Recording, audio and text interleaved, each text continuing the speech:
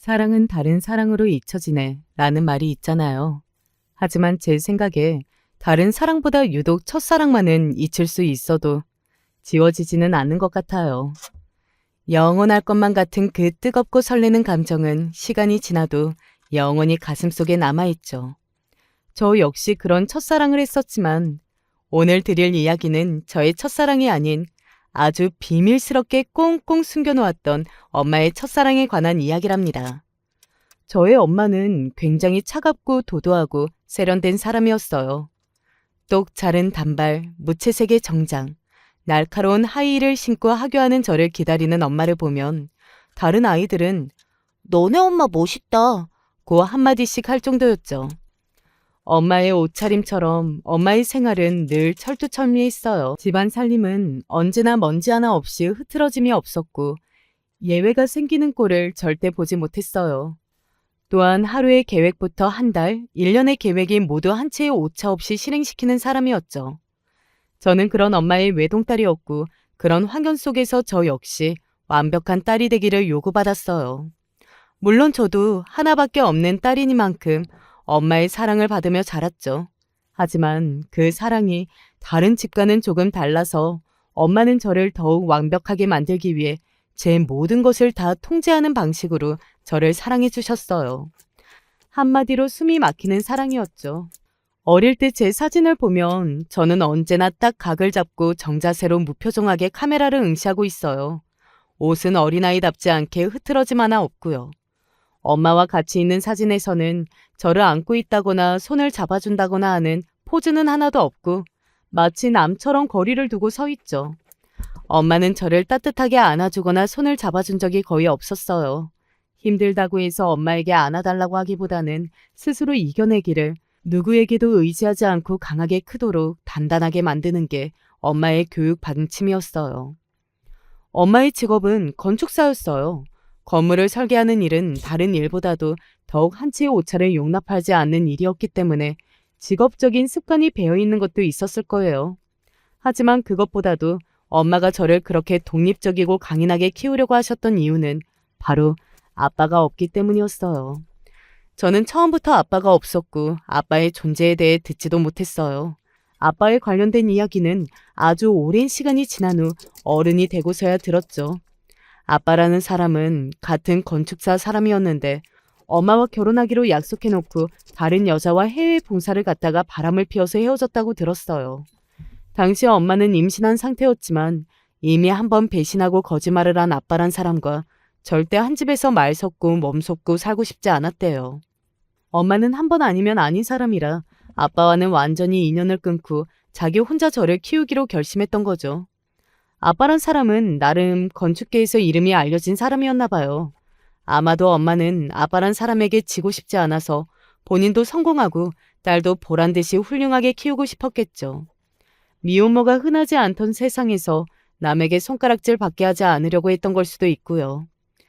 그런 엄마의 각오로 인해 저는 오랫동안 엄마를 무서워하고 힘들어하며 유년 시절을 보냈어요. 엄마와 함께할 때면 저는 늘 숨이 막히는 기분이었어요.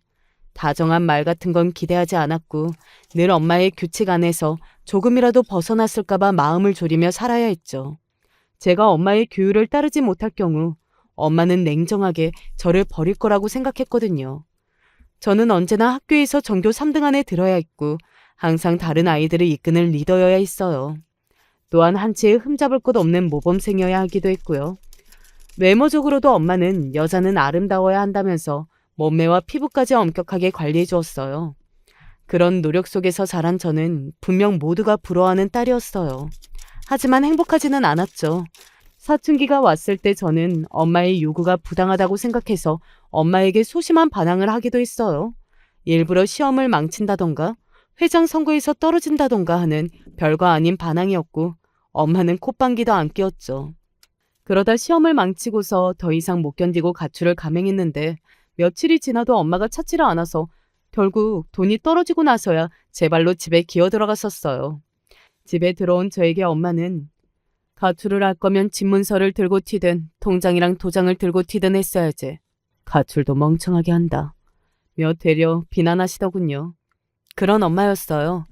제가 절대 이길 수도 꺾을 수도 없는 사람. 엄마에게서 벗어날 수 없다는 사실을 깨달은 저는 엄마가 원하는 대로 명문대 수의학과에 입학하게 되었어요. 엄마는 뜻밖의 반응이었어요. 굉장히 자랑스러워할 줄 알았는데 의외로 후련하다는 반응이었죠. 이제 엄마로서 할 일은 다 했다. 앞으로는 네 인생 살아라. 입학식 날 엄마가 한 말이었어요. 엄마는 사실 정말 말 그대로 본연의 임무에 충실했던 거였어요. 딸이 성인이 될 때까지 모든 열과 성을 다해 키운다는 임무요. 그래서 저는 그 길로 엄마의 소나기에서 벗어나 바로 독립했고 엄마에게서 해방되었죠. 엄마는 제가 독립한다고 했을 때 딱 한마디 하셨어요.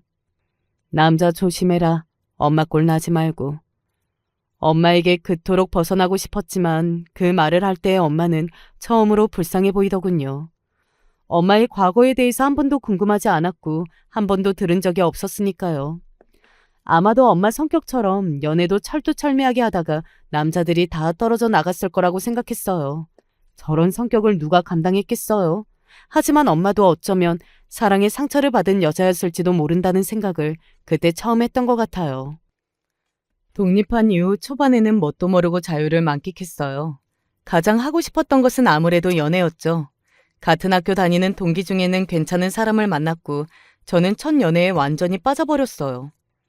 연애 초반의 남자들은 대부분 간쓸게 다 빼줄 것처럼 굴잖아요. 저는 그것이 처음 받아보는 사람이었고 영원하면서도 진정한 사랑이라고 믿어 의심치 않았어요. 학교고 뭐고 아무것도 눈에 보이는 게 없었고 그와 함께라면 돈도 명예도 아무것도 필요 없을 것만 같았죠. 아마도 저는 아빠가 없고 엄마에게 사랑을 받지 못했다는 사실 때문에 늘 마음 한켠에 사랑을 갈구하는 마음이 도사리고 있었나 봐요. 사랑을 아무리 받아도 만족할 수 없었고 더 많은 사랑을 받고 싶어 했어요. 그 점이 첫사랑의 실패 요인이었죠. 저의 연애는 남들이랑 다를 거 없는 흔한 연애였을 뿐이었어요. 남자친구는 저의 일방적이고 서툰 사랑에 금방 질려버렸고 영원할 것 같았던 사랑은 생각보다 일찍 막을 내렸어요. 어떻게든 잡아보려고 애를 써봤지만 애를 쓸수록 상대는 더 멀어지기만 했죠. 첫사랑이었고 첫 연애였어요. 그 후유증은 생각보다 오래갔죠. 제가 어렵게 들어간 학교에서 출석조차 제대로 하지 않은 채 방구석에 틀어박혀 있으니 엄마가 결국 못 참고 저를 끌어냈어요. 그때 엄마가 스치듯 했던 말이 있어요. 남자놈들은 다 똑같아. 지 욕구 채우고 나면 버리고 남은 여자만 상처받지. 그때는 저도 이별의 후유증에 시달리는 중이어서 눈치채지 못했는데 그 철두철미한 엄마도 저와 똑같이 사랑에 울고 웃고 했다는 말이었잖아요. 전혀 상상조차 할 수 없는 일이었죠. 엄마는 상심해 있는 저에게 말씀하셨어요. 가장 큰 복수가 뭔 줄 아니? 바로 내가 잘 사는 모습을 보여주는 거야. 나랑 헤어진 것을 후회하게 만들어주라고. 지금 이런 네 모습을 보면 그 남자가 지 선택에 옳은 줄 알 거 아니야. 그런 걸 원해? 참, 엄마다운 위로였죠. 하지만 그 위로는 제법 효과가 좋아서 저는 다시 정신을 차리고 학교에 다닐 수 있었어요. 그리고 시간이 지나서 문득 궁금해졌죠. 엄마도 연애를 해봤을까? 경험에서 우러나온 조언 같았는데 저 냉철한 엄마도 사랑에 울고 웃었다는 게 믿어지지 않았어요. 하지만 저와 엄마가 그렇게 속내를 터놓고 이야기할 정도로 친한 관계는 아니었기 때문에 엄마의 비밀을 알게 되기까지는 한참의 시간이 흘렀죠. 첫사랑의 후유증으로 저는 학교를 너무 소홀히 한 탓에 좋은 점수를 놓치고 말았어요. 저는 안 그래도 별로 관심도 없고 재미도 없던 학교를 휴학하고 그때부터 제가 뭘 좋아하는지 무엇을 하고 살아갈 것인지 고민하게 되었어요. 늘 엄마의 기준에 맞추기에만 급급했지 제가 어떤 인생을 살 것인지에 대한 고민은 한 번도 하지 않았던 거였죠. 다들 굳이 왜 좋은 학교, 좋은 학과 졸업해서 편하게 살면 되는데 그 길을 놔두고 배부른 소리 하냐고 말렸지만 저에게는 중요한 결정이었어요. 그래서 학교를 쉬면서 저는 혼자 이것저것 도전해보며 어떻게 살 것인가를 고민하게 되었죠. 새벽에 막노동판에 나가보기도 하고 물류센터 아르바이트도 해봤어요. 마라톤에도 도전해보았고 국토대장정도 해보았죠. 사회활동도 참여해서 봉사활동도 많이 했어요. 세상에는 다양한 사람들도 많고 다양한 상황들도 많더군요. 나름 힘들게 살아왔다고 생각했는데 세상은 정말 전쟁터였어요. 봉사활동을 하면서 세상에는 복지의 사각지대에 있는 사람들이 생각보다 굉장히 많다는 것을 알았고, 저는 과를 바꿔서 사회복지학과에 들어가게 되었어요. 그리고 거기에서 지금의 남편을 만나게 되었죠. 남편은 저와는 다르게 시골에서 나고 자라서 학교에 입학한 케이스였어요. 남편은 제가 오냐오냐 자란 온실 속 화초가 선민 사상을 가지고 과에 들어왔다고 오해하고 있었고, 저는 사사건건 시비를 거는 선배라고 생각하고 있었어요. 그런데 S와 N극처럼 서로 정반대는 끌린다고도 하고 싸우다가 정든다고도 하잖아요. 저희 과는 특성상 봉사활동을 자주 나가는 편이었는데, 어느 날 연탄 봉사를 하러 나갔다가 제 연탄까지 지게에 지고 언덕을 뛰어 올라가는 남편의 뒷모습에 반해버렸지 뭐예요. 남편은 시골에서 농사일을 하던 사람이라 체격이 건장하고 일도 겁실겁실 잘하는 사람이었고, 훗날 남편은 저보고 마님이 돌쇠에게 반한 것과 같은 결이 아니냐고 웃었어요. 처음 저에게 툴툴거리던 모습과 달리 남편은 저와 가까워지면서 오히려 자기 말 맞다나 저를 마님처럼 극진히 대해주었어요. 저 역시 첫사랑을 실패했던 것처럼 일방적으로 제 감정을 쏟아내지 않고 좀 더 성숙하게 연애를 하게 되었죠. 남편은 보면 볼수록 진국인 사람이었기 때문에 저는 첫사랑 때처럼 폭풍 같은 감정이 아닌 훨씬 안정적인 연애를 할 수 있었어요. 아직 저에게 애정 결핍은 남아 있었지만 그건 제가 해결해야 할 문제라는 것을 인식하니 연애가 한결 쉬워지더군요.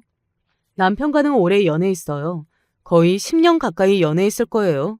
그동안 학교를 졸업한 후 각자 취직을 하고 잠깐 헤어진 적도 있었지만 그래도 계속 만났어요.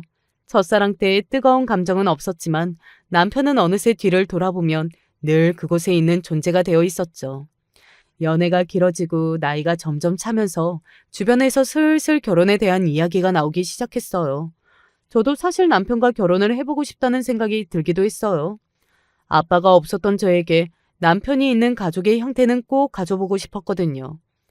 남편은 그런 저의 마음을 알았는지 연애하기 귀찮은데 그냥 한 집에 같이 살까? 하는 멋대가리 없는 말로 청혼을 했어요. 저도 당연히 덥석 좋다고 하고 싶었지만 한 가지 걱정되는 점이 있었어요. 바로 깐깐한 저의 엄마였죠. 남편이 양가 부모님을 뵙고 인사를 드리자고 했을 때 저는 남편에게 엄마에 대해 알려주고 마음의 준비를 먼저 시켰죠. 엄마이기도 마찬가지였고요. 하지만 남편은 에이, 그래도 사이 될 사람한테 얼마나 심하게 하시겠어 했고, 엄마는 내 마음 안 들면 무조건 파투야 라고 엄포를 놓았죠. 엄마는 처음 남편을 만났을 때 마치 품평하듯 위아래로 보면서 여러 가지를 물어봤어요. 고향은 어디? 부모님은 뭐 하시나? IQ는? 가족력은 없나? 암, 뇌혈관 질환, 치매, 녹내장, 신장이나 간 질환 같은 것들 말이야. 생명보험은 들어놨나? 남편은 그런 무례한 질문에도 불편한 기색 없이 잘 대답했지만 엄마는 심지어 초등학교 때부터 고등학교 때까지의 성적까지 대라고 요구했죠. 제가 엄마! 하고 꽥 소리를 지를 때까지 질문 폭격을 멈추질 않았어요. 중간에서 제가 중재하느라 얼마나 진땀을 뺐는지 남편은 침착하게 엄마의 공격을 잘 대응했지만 엄마의 마음에 아주 완벽하게 들지는 않는 모양이었어요. 남편이 헤어지면서 엄마에게 인사를 했지만 받아주지도 않더라고요. 여차하면 결혼 뒤집어 엎겠다는 태도였고 남편과 헤어지고서는 내 꼴 나고 싶지 않으면 다른 남자 찾아봐 라고 대놓고 반대하는 모습을 보였죠. 임신을 한 채 결혼을 앞두고서 아빠가 해외 봉사를 갔다 바람이 나서 결혼에 실패한 본인의 경험 때문에 남편이 봉사를 한다는 게 안 좋은 조건으로 작용했을 거예요.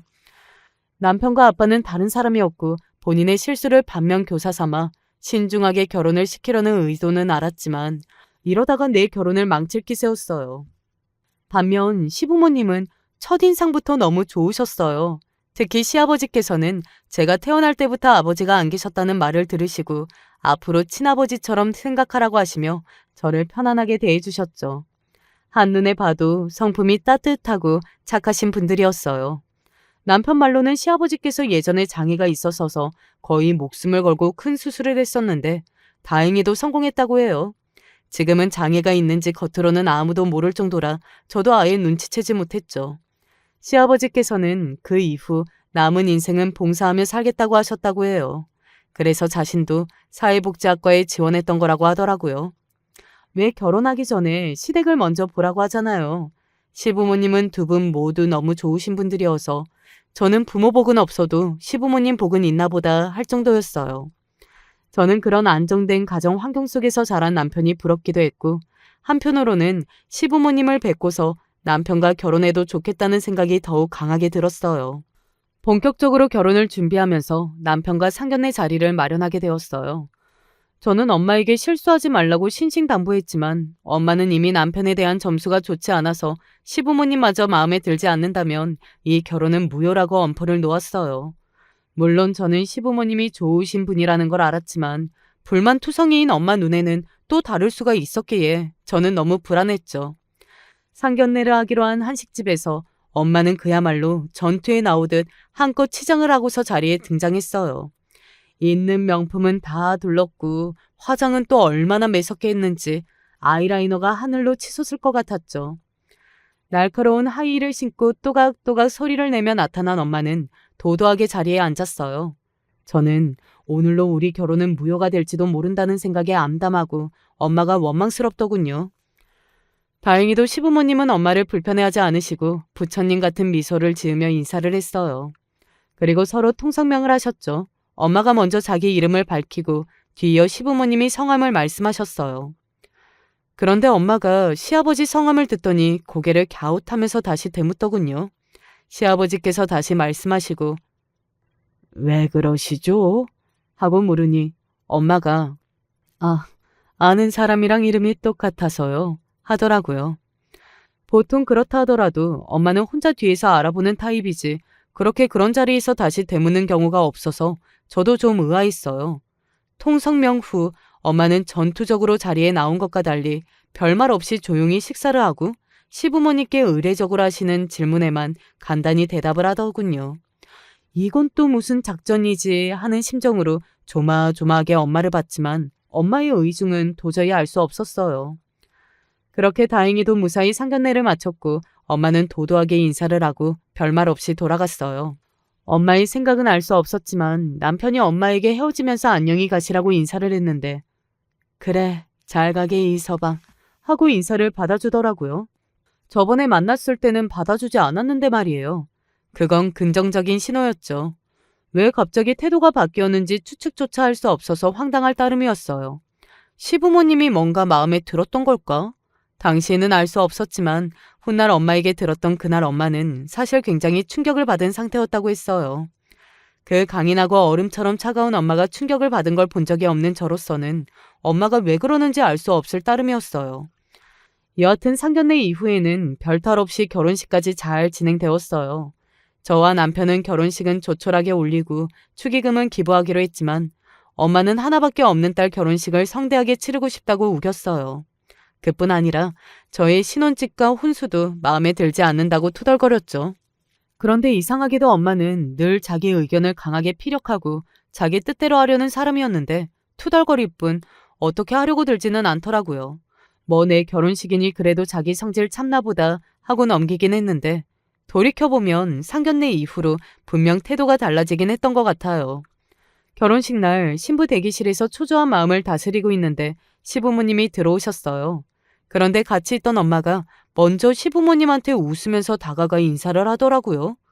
저는 엄마가 그렇게 누구에게 먼저 다가가서 인사를 하는 걸 처음 봐서 조금 놀랐어요. 시부모님이야 엄마가 원래 그런 사람인 줄 아실 테니 이상할 게 없었지만 저는 엄마의 그런 모습들이 혼란스럽더라고요. 내 결혼식이라서 그런가 보다 하고 넘겼지만 계속 찜찜한 기분이 가시지라 않더군요. 결혼식을 하면서 사실 저는 별다른 감정이 들지 않았어요. 너무 오래 연애를 해서인지 낭만적인 기분보다는 그냥 해야 할 일을 하고 있다는 생각밖에 없었죠. 남편도 비슷한 기분으로 이벤트 한다는 느낌이어서 웃으며 기분 좋게 결혼식을 했어요. 그런데 뜻밖에도 엄마가 혼자 흐르는 눈물을 닦고 있는 게 아니겠어요? 그 피도 눈물도 없었던 엄마가? 엄마란 사람 도저히 알다가도 모를 사람이었죠. 그날 엄마가 운 이유는 하나밖에 없는 딸이 결혼해서가 아닌 다른 이유가 있었다는 걸 그때는 몰랐죠. 결혼식이 끝나고 저는 녹초가 되어서 드레스를 갈아입은 후 잠시 화장실에 다녀오던 길이었어요. 화장실 밖 복도 끝에서 엄마가 누군가와 조용히 이야기를 하고 있더라고요. 하객들은 다 간 후라서 남아있는 사람이 없는데 누구지? 하고 보았더니 엄마 앞에 있는 사람은 다름 아닌 시아버지였어요. 두 분이 무슨 말을 하는지 너무 작게 말하고 있어서 들리지는 않았지만 두 분이 그렇게 말을 하고 있다는 것 자체가 이상한 광경이었죠. 어쩐지 거기에서 제가 두 분의 말을 엿들으려고 하는 것 자체가 불순한 생각인 것 같아서 애써 뭔가 하실 말씀이 있으시겠지. 엄마가 괜히 신뢰되는 말을 하면 안 될 텐데 하고 혼자 생각하면서 외면했어요. 마치 짐을 정리하고 있던 남편을 만나서 아버님 혹시 어디 가셨어? 하고 떠보았는데 남편도 모르더라고요. 별일이 아니겠거니 하고 지나갔지만 제 마음속에 알 수 없는 찝찝함이 남았죠. 남편과의 결혼 생활은 같은 집에 살고 혼인신고를 했다 뿐이지 연애할 때와 크게 다르지 않았어요. 체감할 정도로 달라진 점이라면 양가 어른들이 저희의 가족이 되었다는 점이었어요. 시부모님은 늘 부담스럽지 않을 정도로 저를 따뜻하게 챙겨주셨고 저는 생전 처음 그런 사랑을 받아보았어요. 따뜻한 말 한마디가 그렇게 사람 인생을 바꾸는 건지 저는 처음 알았죠. 저 역시 그런 시부모님에게 마음에서 우러나와 자연스럽게 자랄 수밖에 없었고요. 엄마는 제가 결혼하고 난 후 뭐가 그리 궁금한지 결혼 전에는 연락 한 번 없더니 결혼하고 난 이후 꽤 종종 신혼집을 찾아왔어요. 그래도 제가 남편과 잘 지내는 것을 확인하고 나면 안심하는 것 같더라고요. 아마도 제가 자기처럼 결혼에 실패할까 두려운 마음이 있었던 모양이에요. 한 번은 엄마가 집에 와서 인테리어에 대해서 잔소리를 퍼붓더니 좀 뜬금없는 질문을 하더라고요. 너 예전에 첫 연애했을 때 아주 난리를 피웠었잖아. 이젠 기억 안 나니? 하는 거예요. 갑자기 신혼집에 찾아와서 웬 전남친 얘기를 꺼내고 그래? 아니, 너 그때 엄청 힘들어했잖아. 그때 내가 멋지게 잘 사는 게 복수하는 거라고 얘기했었잖아. 기억 안 나? 기억나지. 그냥 잊어버리고 사는 거지. 만약에 다시 만난다면 어떨 것 같아? 뭘 어때? 그냥 그런가 보다 하는 거지. 그런 걸 왜 물어? 엄마는 이상한 걸 물어보고는 어물쩡 얼버무리더라고요. 엄마가 그러는 모습을 본 적이 없는데 아무래도 이상했죠. 또 한 번은 저에게 넌 이서방이랑 만약에 헤어진다면 다시 또 만날 것 같니? 하고 묻는 거예요. 아니 엄마가 왜 이러지 싶을 정도로 엄마답지 않은 질문이었죠. 뜬금없이 무슨 소리야. 아니 이서방이랑 잘 지내는 것 같아서. 잘 지내는 부부한테 그게 할 소리야? 그냥 궁금해서. 참나 엄마답지 않은 질문이네. 내가 남편이랑 헤어질까봐 불안해? 헤어지면 헤어지는 거고 다시 만날 운명이면 다시 만나겠지. 다시 만난다면 어떨 것 같아? 글쎄, 좋게 헤어졌으면 웃으면서 옛날 이야기나 할 테고 안 좋게 헤어졌으면 안 보겠지. 엄마는 곰곰이 생각하는 눈치였어요. 아무래도 이상해서 저는 남편에게 엄마와 있었던 일을 이야기했어요. 남편은 제 얘기를 듣더니 심각하게 고민하더군요. 어머님께서 하나밖에 없는 딸이 시집가니까 쓸쓸하신 거 아닐까? 빈 둥지 증후군 그런 거 있잖아. 우리 엄마? 엄마가 아주 철저하게 자기 정체를 숨기고 있어서 그렇지 절대 그럴 사람 아니야. 그럼 혹시 어디 아프신 건? 왜 몸이 안 좋아지면 괜히 사람이 변한다잖아. 엄마가 얼마나 철저하게 건강관리하고 검진하는데 아마 나보다 더 오래 살걸? 아, 계속 예전 헤어진 사람에 대해서 물어보시는 걸 보니 남자를 다시 만난 게 아닐까? 설마 우리 아빠? 그럴 수도 있다는 생각이 들었어요. 제가 결혼한다는 소식을 전했을지도 모르고 아빠와 다시 만났는데 마음이 싱숭생숭했을 수도 있죠. 제가 남편과 잘 사는 모습을 보면서 자기도 그런 행복을 찾고 싶었을지도 모르고요. 그래서 엄마에게 전화가 왔을 때 한번 물어봤어요. 엄마, 혹시 아빠 다시 만나? 하고요. 엄마는 전화기 너머로 아주 불같이 화를 내더군요. 한 번만 더 그딴 소리 하지 말라면서요. 아직도 아빠를 증오하는 걸 봐선 그럴 리 없다고 판단했죠. 그럼 대체 왜 저러는 걸까? 계속 의문이 풀리지 않았어요.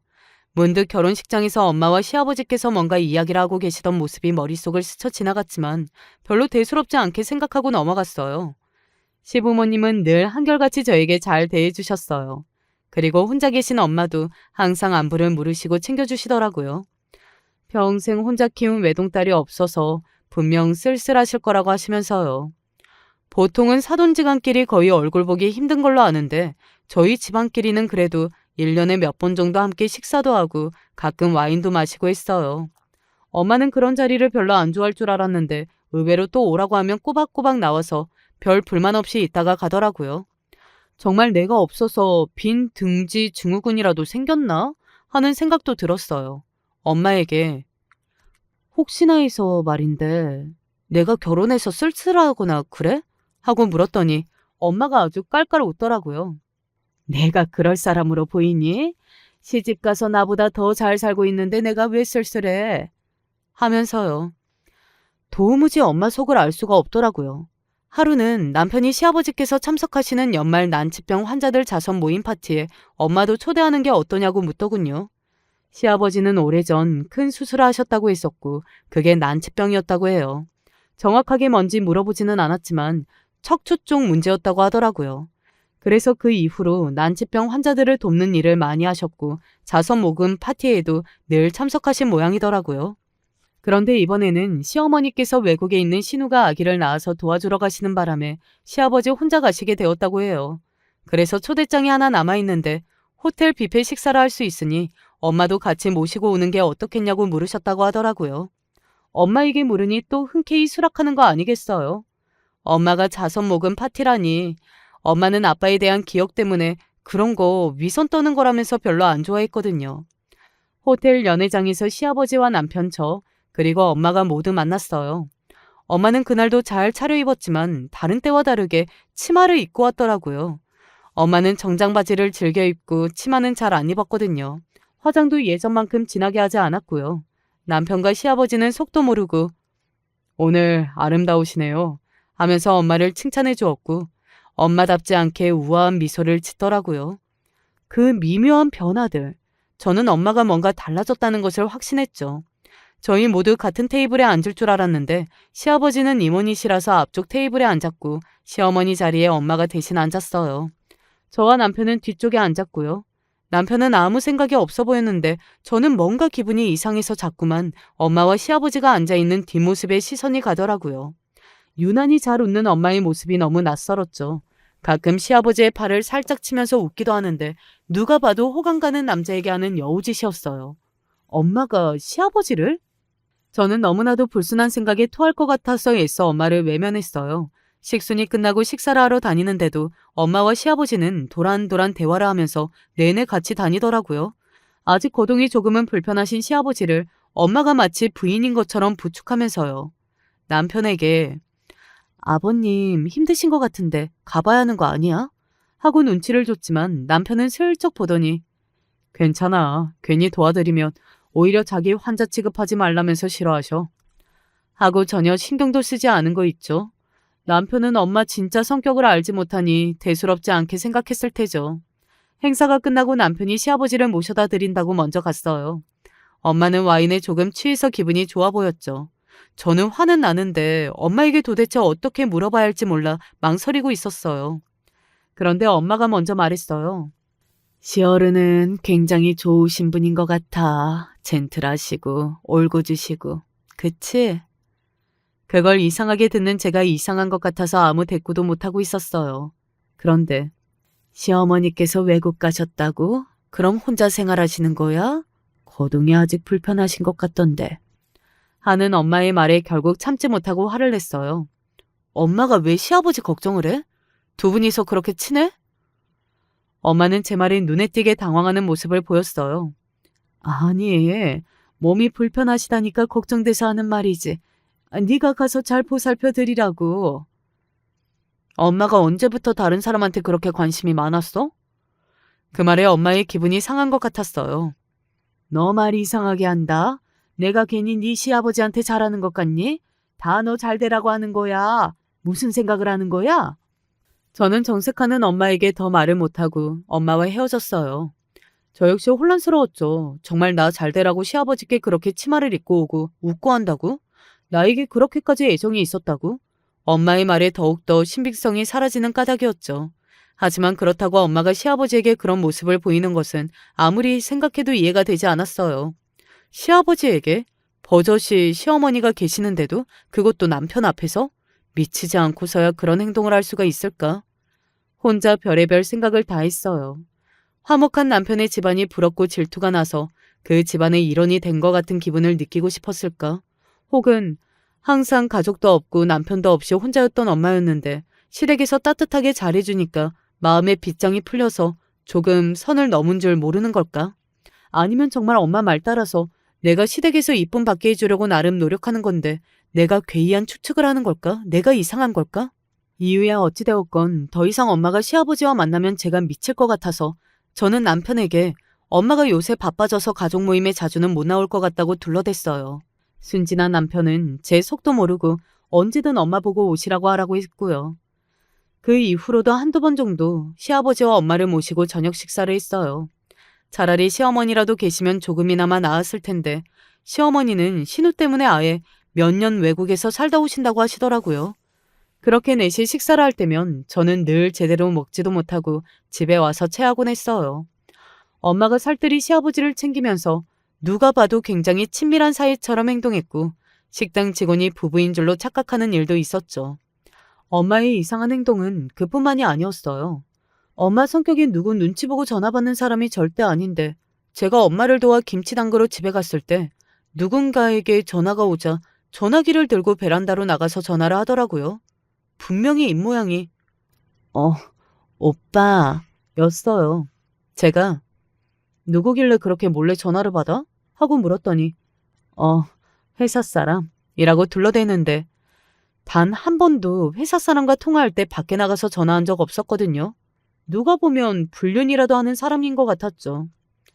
틈을 봐서 엄마와 전화한 사람이 누군지 확인하고 싶었지만 엄마는 휴대전화를 일부러 옷주머니에 넣고 계속 일을 하더군요. 제가 엄마를 의심하고 있다는 것을 엄마도 눈치챈 모양이었어요. 그런 의심을 하는 제 입장도 미칠 지경이었고 저는 견디다 못해 화가 나서 김치를 담그다 말고 집에서 나와버렸어요. 엄마한테는 갑자기 일이 생겼다고 하면서요. 한동안 엄마와 연락도 잘 안 했어요. 엄마가 간혹 찾아오면 일이 바쁘다면서 일부러 다른 곳에 가 있었죠. 제 의심이 멍청한 오해로 끝나기를 바랐고 만약 그게 진실이라도 엄마 스스로 정신 차리기를 바랐어요. 이유가 무엇이든 간에 엄마가 정말 품지 말아야 할 마음을 품었다면 저는 절대 용서할 수 없었으니까요.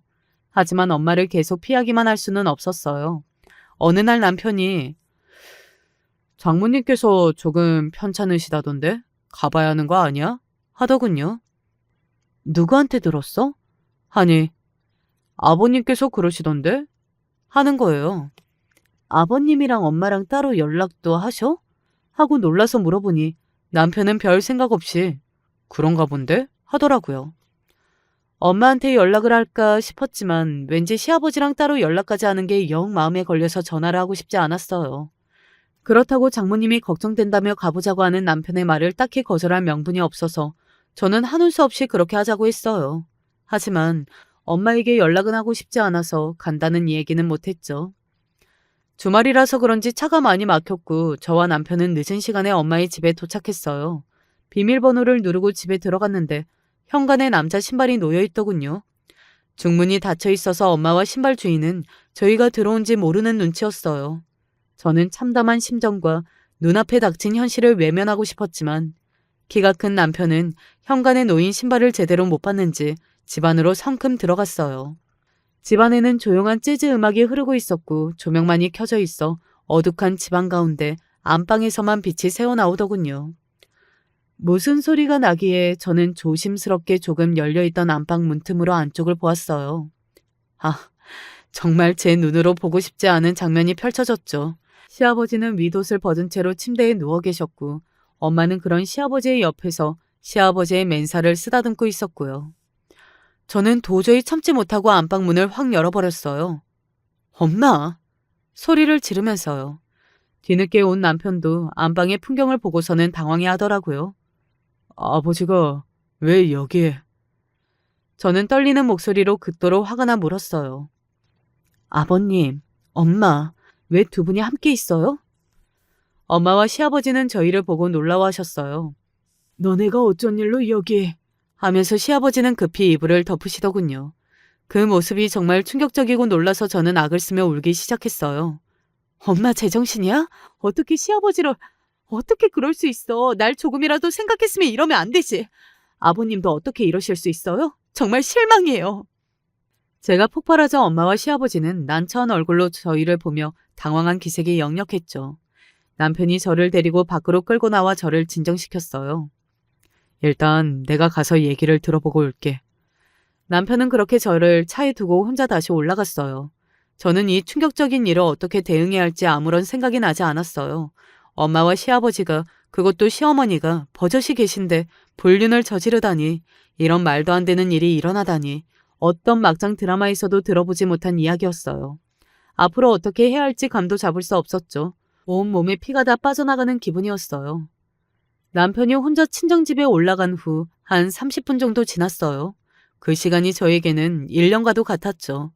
저는 도저히 차 안에 가만히 있지 못하겠어서 다시 친정에 올라갔어요.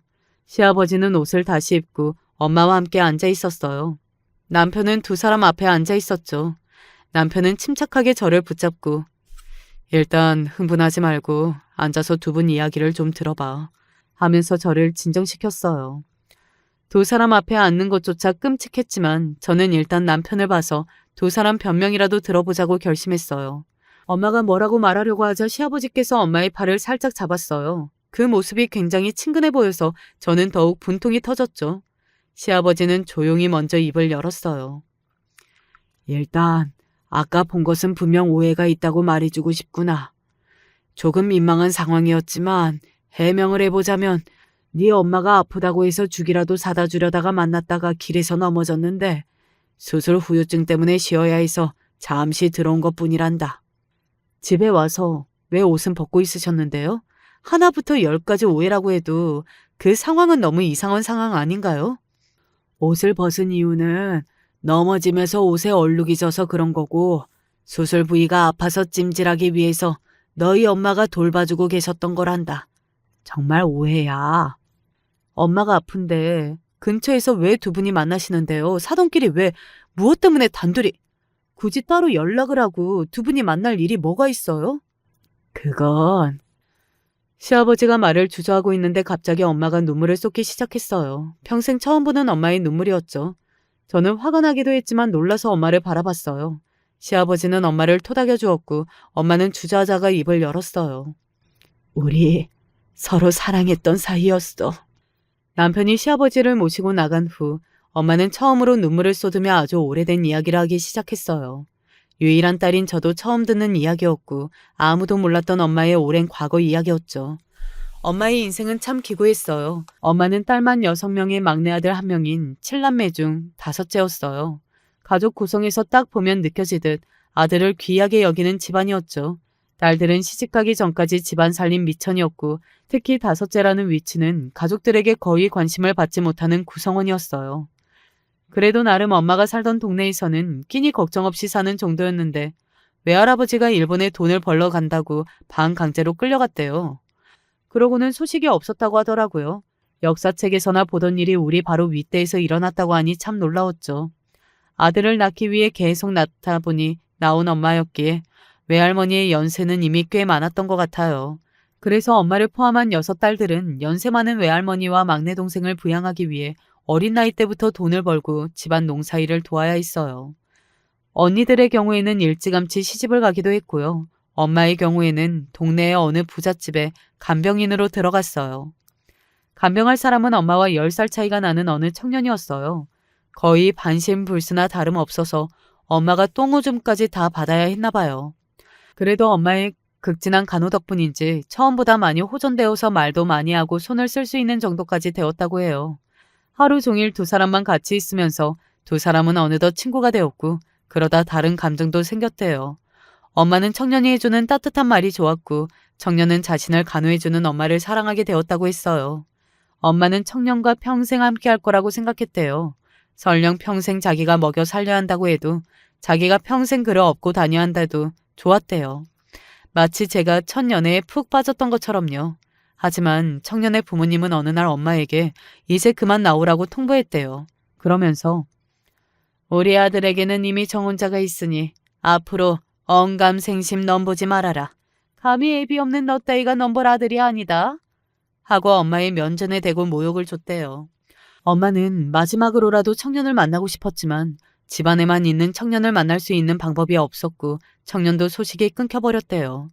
엄마는 누군가에게 그런 취급을 받은 것에 대한 충격이 컸고 그 길로 집에 언니들이 모아놓았던 돈을 들고 도시로 나갔어요. 일을 갈면서요. 내가 꼭 성공해서 너네 보란 듯이 잘 살겠다 하면서요. 그렇게 엄마는 도시로 나왔고 독하게 공부해서 대학까지 갔어요. 엄마 나이에 건축가에 들어간 것 자체만으로도 흔치 않은 일이었다나 봐요. 엄마는 아예 이름까지 바꾸고 집과의 연도 모두 끊고 오로지 성공만을 위해 달렸대요. 그러다 새로운 남자도 만나 결혼까지 꿈꾸었는데 바람이 나서 엄마를 떠나버렸으니 남자에 대한 신뢰가 완전히 바닥이 났던 거죠. 그래서 제가 결혼할 때도 그렇게 불안해했던 거고요. 그런데 정말 뜻밖에도 수십 년이 지난 후에 정말 우연히 그 청년을 만나게 되었대요. 바로 딸의 상견례 자리에서요. 예상하셨듯이 그 청년은 바로 저의 시아버지였던 거였어요. 처음 남편을 만나서 남편의 고향이 어딘지 이야기를 들었을 때 사실 엄마는 다른 게 아니라 거기서부터 마음에 들지 않았대요. 잊고 있었던 자신의 어두운 과거의 시발점인 자신의 고향과 동양이라 하니 남편이 자신에 대해 혹시나 알고 있지 않을까 불안했던 거죠.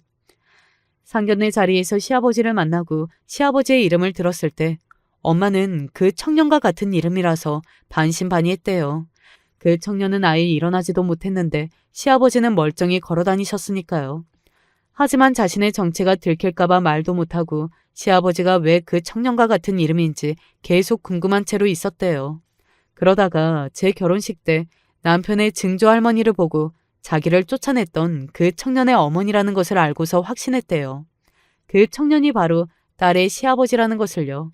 그래서 그날 제가 화장실에서 두 사람이 봤던 날 서로의 정체를 확인했다고 하더라고요. 엄마도 처음에는 혼란스러웠대요. 마치 그 청년이 죽었다 살아 돌아온 것 같은 기분이었다네요. 갑자기 잊고 있었던 옛날의 뜨거웠던 감정도 생각나고 사랑을 위해서라면 모든 것을 다 바칠 준비가 되었던 자신의 모습도 생각났대요. 그래서 처음엔 시아버지를 만나는 게 껄끄러웠대요. 하지만 만나면 마치 고향에 돌아온 듯한 기분이 들어서 좋았고 자기는 이제 돌아가지 못하는 고향에 대한 근황도 들어서 좋았대요. 엄마의 가족들도 그곳을 다들 떠났지만 그래도 소식은 들을 수 있었나 봐요. 아주 잠깐은 흔들리기도 했대요. 만약 우리가 사돈지간이 아니고 둘 다 홀몸이었다면 어땠을까 하고요. 그래서 저한테 그런 이상한 질문들을 했던 거였어요. 하지만 엄마가 만약에 첫사랑을 다시 만난다면 어떨 것 같아? 하고 물었던 질문에 제가 뭘 어때? 그냥 그런가 보다 하는 거지. 라고 대답했고 엄마도 그 대답이 옳다고 생각해서 그 이후부터는 시아버지를 편한 동양 오빠 정도로 생각할 수 있었대요. 뜻하지 않게 제가 엄마의 마음을 다잡아준 거였죠. 시아버지는 자신도 사실 엄마와 헤어지고 싶지 않았지만 당시 너무나도 어린 엄마가 자신 같은 장애가 있는 사람에게 인생을 발목 잡히게 될 것이 안타까웠고 그래서 엄마가 떠날 때 붙잡지 못했던 거라고 했다네요. 두 사람은 그렇게 묵은 오해를 풀었고 그동안 누구에게도 서로 하지 못했던 이야기들을 하면서 점차 다시 가까워졌대요. 두 사람이 친근해 보였던 것도 이미 서로 모든 오해를 풀었기 때문이라고 하더군요. 하지만 그렇다고 지금은 아무런 감정이 들지 않는다고 그저 굉장히 친했던 동네 오빠를 만나는 느낌이었다고 해요. 시어머니도 그런 모든 일들에 대해 아시고 이렇게 만나는 것도 인연이라 잘 챙겨주려고 하셨대요. 그러나 엄마는 저와 남편이 자신의 과거를 아는 것이 싫었대요. 자신의 초라한 모습, 절대 누구에게도 들키고 싶지 않은 모습을 딸과 사이가 알면 자신을 다르게 볼 것이 두려웠다네요. 그래서 계속 숨겼던 거고요. 그렇게 저와 엄마는 서로 말을 하지 못한 채 오해만 쌓였던 거였어요. 너무 오래전 일이고 네가 의심하는 그런 일 절대 없어. 과거는 거기 머물러 있고 지금 우리는 너무 멀리 와버렸으니까 그냥 추억하는 것뿐이지 그 이상도 이하도 아니야. 하지만 만약에 너희가 불편하다면 더 이상 만나지 않을게. 우리에겐 너희가 더 우선이니까. 엄마는 울면서 그렇게 말했고 저는 저도 모르게 엄마를 따라 울었어요. 혼자 얼마나 힘들었을까, 얼마나 누군가에게 기대고 싶었을까 하면서요. 엄마도 사실 그냥 한 여자였고 사실은 진실했던 사랑에 두 번이나 배신당한 상처가 있는 여자였던 건데 저는 그걸 이제야 알았어요. 저는 엄마를 안아주었어요. 그렇게 무섭고 커 보이던 엄마였는데 그렇게 안으니 엄마가 참 깡마르고 작더라고요. 왜 엄마를 이제 안았을까? 저는 엄마와 함께 울면서 엄마의 진심을 마음으로 느꼈어요. 엄마는 그 이후로 따로 시아버지를 만나는 일은 없었어요. 저와 남편이 예전처럼 같이 만나자고 몇 번 권했지만 엄마는 딱 잘라 거절했어요. 그런 오해를 받는 것 자체가 창피하고 수치스럽다면서요. 다만 가끔 안부를 물었어요. 그럼 저는 왜? 첫사랑 오빠가 잘 지내는지 궁금해? 하면서 엄마를 놀렸고 엄마는 당황해하며 얼굴까지 붉히더군요. 그런 엄마가 생소하고 재밌어서 이제는 저도 편하게 엄마에게 시아버지에 대해 말할 수 있었어요. 시아버지 역시 엄마를 계속 잘 챙겨주셨어요. 시아버지는 엄마가 첫사랑이면서도 생명의 은인이었다고 하시더라고요. 병 때문에 정말 생을 포기하고 살다시피 하고 있었는데 엄마를 만나고 엄마를 사랑하면서 다시 살아갈 희망을 가지게 되었대요. 하지만 엄마가 뒤도 안 돌아보고 마을까지 떠나버린 후 자기도 언젠가 엄마를 만나게 되면 당당히 걷는 모습을 보여주고 싶었대요. 그래서 그 이후로 목숨을 걸고서라도 수술한 거였고 죽는 것보다 고통스러웠던 재활도 이겨냈다고 해요. 첫사랑의 기적이 아닐 수 없었죠. 생각해보면 참 황당한 해프닝이었어요. 딸의 시아버지가 자기 첫사랑이었다니 운명의 장난이 아닐 수 없었죠. 하지만 그로 인해 저는 엄마에 대해 처음으로 자세히 알게 되었으니 결국 좋은 결말이 된 셈이죠. 엄마는 상처로 인해 고슴도치처럼 가시를 세우고 살았던 것뿐 사실은 여린 여자였던 거예요. 결론적으로는 엄마가 멋진 커리어 우먼이 되어 당당하게 살게 되었고 또 딸도 훌륭하게 키워냈으니 이 또한 좋은 결말이겠죠. 요즘 저는 엄마가 이제 더 고생하지 말고 마지막 사랑을 만나 남은 생에 행복하게 살기를 바라고 있어요. 엄마도 저처럼 사랑하는 사람을 만나 사랑을 많이 받아보았으면 좋겠어요. 우리 엄마 언제나 그렇듯 여전히 매력적이시거든요. 안녕하세요. 저에게 정말 기적 같은 일이 생겨서 여러분들에게 알려드리기 위해서 이렇게 사연을 보냅니다. 들으시면 이게 실화야 하고 놀라시겠지만 모두 사실이에요. 끝까지 저와 함께 해주세요. 살면서 나한테는 한 번도 일어날 거라고 생각하지 않았던 일이 발생했을 때 여러분들은 어떤 마음이 드셨나요? 저는 그저 너무 막막하고 이 상황을 믿을 수가 없어서 현실 도피를 하려고 여러 번 시도를 했던 것 같습니다. 나름대로 평생을 함께 할 수 있을 거라고 생각을 했고 사랑했다고 여겼던 남편이 하루아침에 싸늘한 시신이 되었던 날, 아직 돌도 채 되지 않는 아들을 안고서 장례식이 치러지는 3일 동안 하루도 빠짐없이 눈물만 흘렸습니다. 그때는 그럴 수밖에 없었습니다.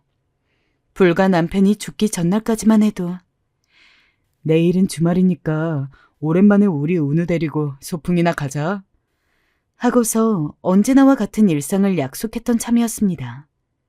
그런데 어떻게 이렇게 한순간에 떠날 수가 있는지. 남편의 사인은 심장마비였습니다. 평소 운동도 꾸준히 하고 건강관리를 철저히 했던 남편인지라 저는 살면서 제가 먼저 죽을 일은 있어도 남편이 저와 아들을 두고 먼저 떠날 것이라는 생각은 단 한 번도 한 적이 없습니다. 주말이 되면 남편은 늘 근처 산이나 약수터로 운동을 나갔고 가끔은 늦잠을 자고 있는 저를 깨워서 당신도 같이 나가자 라며 운동에 데려가고는 했습니다. 그때는 그게 너무 귀찮고 싫었는데 지금은 몇백 번을 데려가도 괜찮으니까 그저 남편이 살아만 있었으면 너무 좋을 것 같았죠. 여보, 제발 돌아와. 제발 다시 돌아와. 나 혼자 남겨두지 마. 그래서인지 남편이 떠나고도 저는 그렇게 하염없이 중얼거렸어요. 살면서 딱히 행복하다는 생각은 별로 해본 적이 없는데 유일하게 그래도 지금껏 나쁘지 않게 살아왔구나. 나 제법 행복하구나 라고 느꼈던 순간이 바로 남편과 결혼했을 때였습니다. 크게 가부장적이지도 않고 평소 성격은 살짝 무뚝뚝했지만 그래도 아내인 저한테는 꽤나 다정한 남편이었습니다. 특히 무엇보다도 남편은 시어머니의 횡포로부터 저를 언제나 막아주었죠. 시어머니는 제가 처음 남편과 결혼을 하기로 약속을 했던 순간부터 저를 굉장히 안입곱게 보시는 분이었습니다. 우리 아들이 3대 독자인데 기껏해야 너 같은 여자랑 결혼해서 되겠어? 결혼은 수준이 맞아야 하는 거야. 너희 집과 우리 집 수준이 다른데 어떻게 내가 널 며느리로 받아들일 수 있겠니? 너도 상식이 있으면 생각을 좀 해봐라. 제가 실제로 면전에서 들었던 말입니다. 시어머니는 3대 독자인 남편을 무척이나 귀하게 생각을 했고, 그렇기 때문에 저보다 훨씬 더 나은 환경에 있는 여자를 만나게 하여 결혼시키고 싶었던 것 같습니다. 하지만 남편이 끝까지 저와의 결혼을 주장했고, 저도 시어머니에게는 죄송했습니다만 그런 이유로 남편을 포기할 수는 없었습니다. 결국 시어머니가 강하게 반대를 했지만 저와 남편은 결혼을 했고 약 1년간의 결혼 생활을 유지하면서 아이도 낳고 이제는 정말 행복한 일만 있을 거라고 생각을 했습니다. 하지만 그 기쁨이 오래가지 않아서 남편이 그런 사고를 당하고 말았죠. 아이고, 우리 불쌍한 아들. 예미보다 먼저 떠나면 어떡하냐. 어머님, 저리 썩 꺼져라. 이 남편 잡아먹은 년 같은 이라고. 내가 이래서 너 같은 년이랑 우리 아들이랑 결혼시키기가 싫었는데 너랑 결혼해서 우리 아들이 일찍 죽은 거야. 너 어떻게 할 거야? 우리 불쌍한 아들 어떻게 할 거냐고. 시어머니는 남편이 죽은 이후로 저를 남편 잡아먹은 년이라고 부르면서 그 어느 때보다도 저를 미워하고 싫어했습니다. 애초부터 저를 탐탁지 않게 여겼던 시어머니이기에 남편이 죽은 이후로는 더욱더 저를 경멸했죠. 남편이 일찍 떠난 것도 슬픈데 시어머니가 그렇게까지 저를 미워하니 마음 둘 곳이 없어서 참으로 허하고 힘들었습니다. 아직 크지도 않은 아들을 안고서 몰래 눈물을 훔친 적도 많았습니다. 이제 와서 이야기를 하는 거지만 처음 남편이 죽고 얼마 안 됐을 때는 저도 그 뒤를 따라가고 싶었습니다. 죽으려는 노력을 안 해본 것도 아니었습니다. 하지만 결국 망설이게 된 이유는 저희 둘 사이에서 나온 하나뿐인 제 아들 때문이었습니다. 엄마, 아빠 이제 안 와? 아빠 없어? 은우야, 아빠는 안 와. 없어. 엄마, 나 무서워. 제게 무섭다고 품에 달려드는 제 아들. 저야 죽어서 남편을 뒤따라간다고 해도 이 하늘 아래 홀로 남은 아들은 어떻게 살아가게 될지. 엄마로서 차마 아직 핏덩이 같은 아들을 버리고 혼자 떠날 수가 없었습니다. 그래서 이를 악물고 살기 위해 노력을 했습니다. 그나마 시어머니가 매일같이 구박을 하는데도 불구하고 버틸 수 있었던 것은 시아버지 덕분이라고 봐도 무방합니다. 시아버지는 옛날 분 같지 않게 며느리를 엄청 챙겨주는 편이었습니다. 남편을 잃고 시어머니에게 그렇게 모진 말을 들으며 모욕을 당할 때 당신 그만 좀 해요. 우리 아들 죽은 거에 며느리가 무슨 잘못이 있다고 저 애를 탓해. 우리도 아들 잃어서 슬프지만 쟤도 자기 지아비를 잃었는데 어떻게 슬프지가 않겠어. 서로 보듬고 살아도 모자랄 판에 이러면 돼? 라며 언제나 시어머니로부터 저를 보호하려고 노력했습니다. 당신 지금 누구 편을 드는 거예요? 이 와중에도 제 편 들고 싶어요? 그러고 싶냐고.